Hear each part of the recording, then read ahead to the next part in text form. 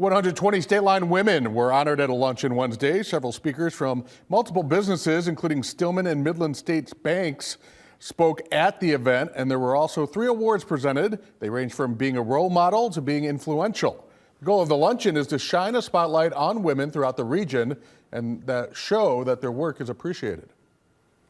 Women in our state line area have such an influential role in business, and we believe that their strengths add so much to each business. We think it's very important that we give away these awards each and every year.